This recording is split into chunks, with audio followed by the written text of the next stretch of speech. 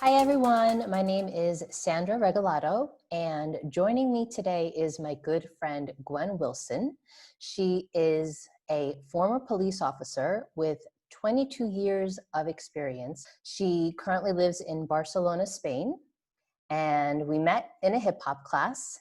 And I'm so happy she's here with me today to share some of her insight with us. So Gwen, thank you for joining us. Hi, thank you for having me. Oh, so good to see you. I know, I miss you too. I miss dancing with you. How are you doing? How are you feeling? Right now, I'm happy that I'm healthy. Corona hasn't gotten me, and if it did attack me, it hasn't killed me. So Yeah. yeah, which is a good thing. The stress that I'm having now is the things that are happening in my country. So yeah. Yeah, how are you dealing with it? Um, it definitely makes me angry. It when I saw the video of the initial video of what started all the drama that's happening in the country now, all I could do was cry. I couldn't fix the situation, because I'm here, and it broke my heart to see a person die like that, just right in front of you, to see his last breath go, and to understand some of the things that have happened in the past with the same type of situation. It just made me extremely angry. Yeah, I share your sentiments exactly. I was a mess, especially because, like you said, it's been going on for so long, and it's frustrating. And I think people are at a point where just like it's enough is enough. Yes. Um, so I wanted to ask you, just because of the fact that you've had 22 years of experience working as a police officer, you have this insight that other people don't have. And when you saw the video and you see these three police officers kneeling over George Floyd, and one of them has his knee in his neck, and another one's just sort of standing guard to make sure nobody interferes.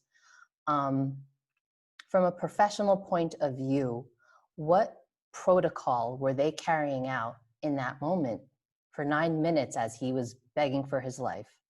When you look at the complete video, there's three different videos. There's one where you see them taking him toward the wall. He's not resistive.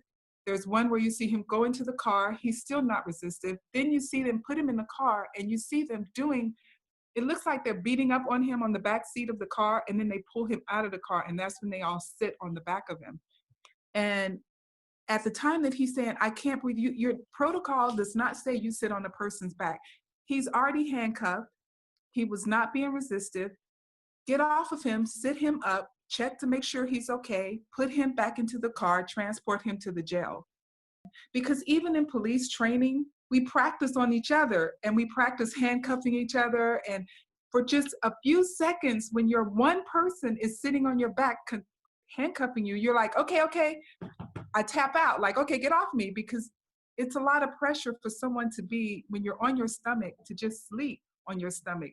Your diaphragm needs to expand, and to have just one person on your back, it's like you can't get your air.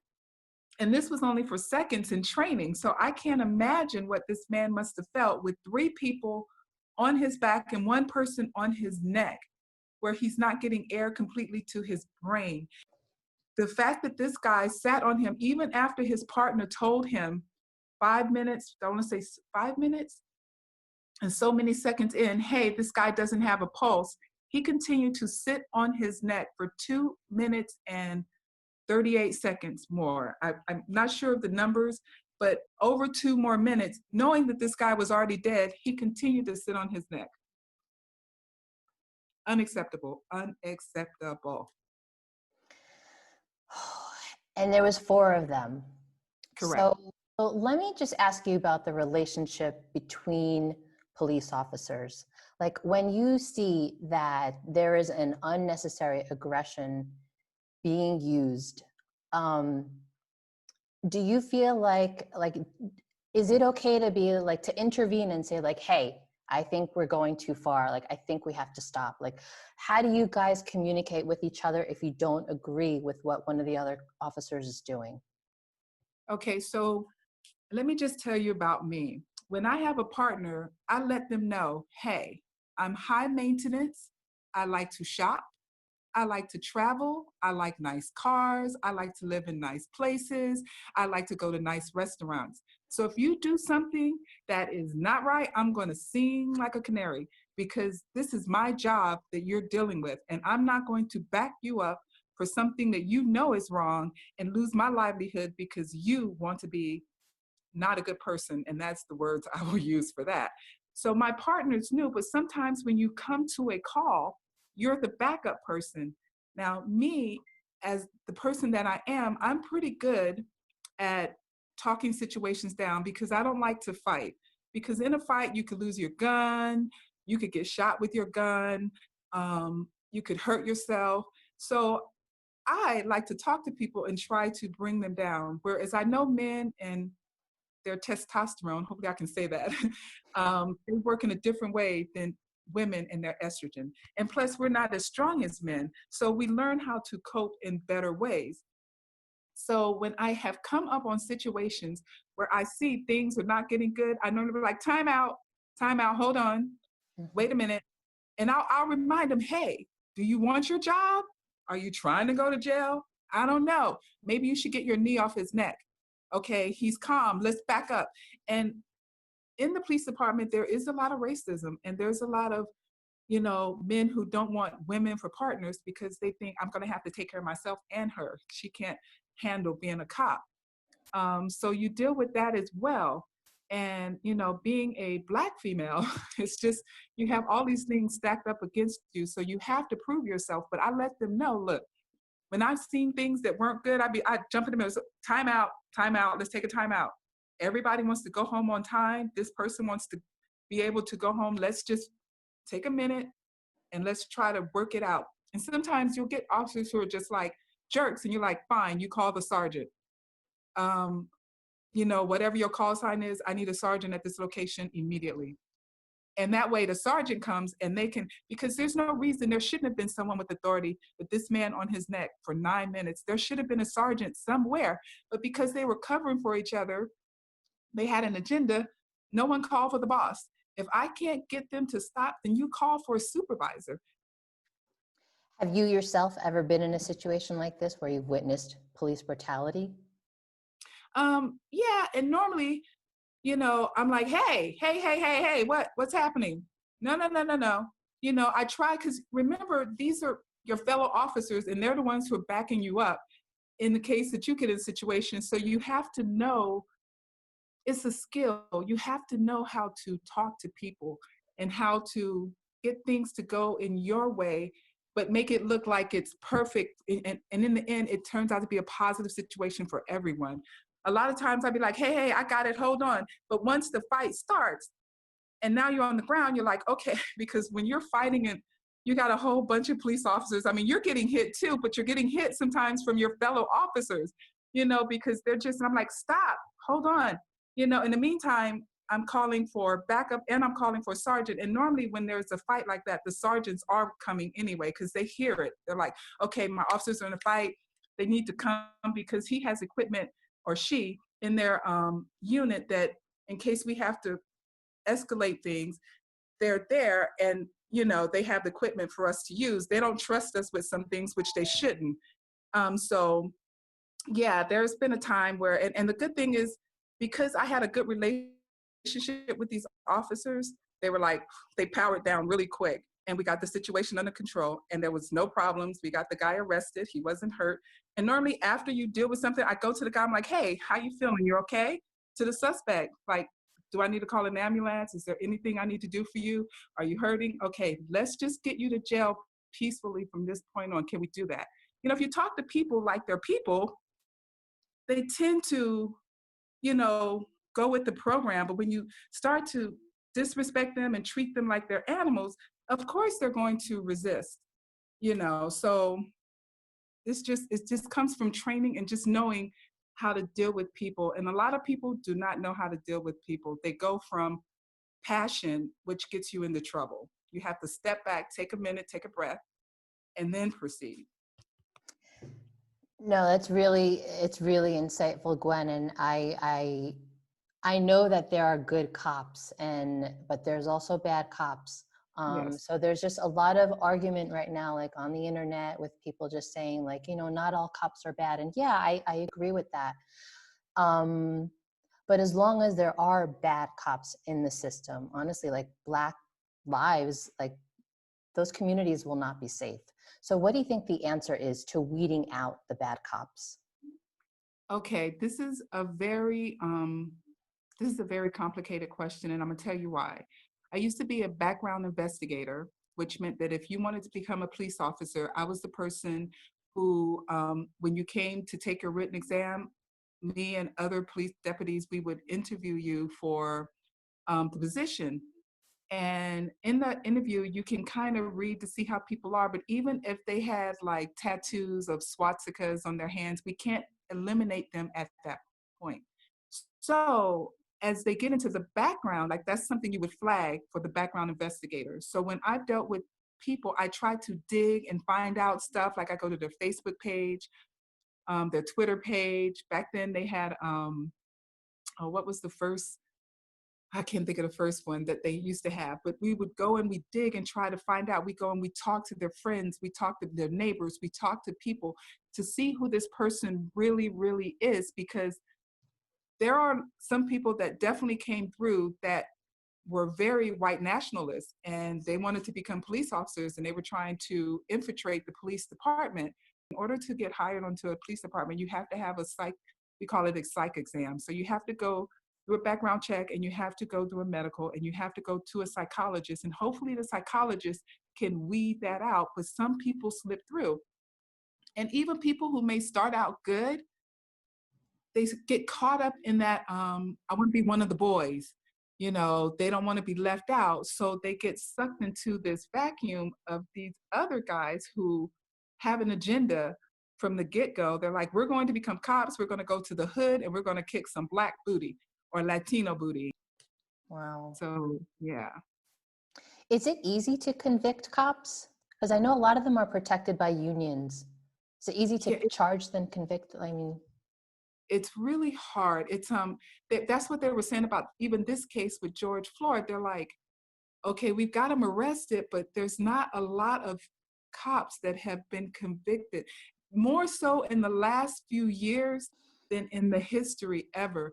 But I think there is going to be a change. I really feel as though there's going to be a change. What I do worry about is that Trump has been in office and he has appointed a lot of judges. He's had like over 160 some judges that he has appointed that aren't even really qualified, barely to be lawyers, but now they're judges. So my worry is that sometimes these cops will come up again in front of these judges that are very, pro-Trump, pro-white nationalists, and these cops could get away with it. But I think hopefully that, George Floyd didn't die in vain, that this will bring change.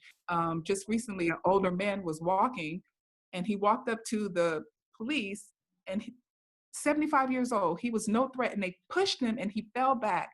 And you could see his head bleeding, and the one officer tried to help him and the other guy pushed him forward, and they just walked past this 75-year-old man on the ground bleeding. They just kept walking. I was my in Buffalo, New God, York. my Yes, I God. was in Buffalo. That happened yesterday. And so those officers have been suspended, and they're going to be investigated as well. So I like that things are happening quicker now. And Yeah. hopefully if enough officers are are reaping the repercussions of their actions, maybe this will slow down some of the crazy that has been going. They can understand, like, oh, I can't just continue to get away with it.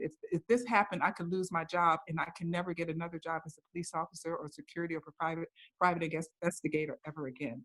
So that's Yeah. the hope. Do you feel like it's sort of becoming like, just to give an example, sort of like a Me Too movement against these aggressive cops that are in the system?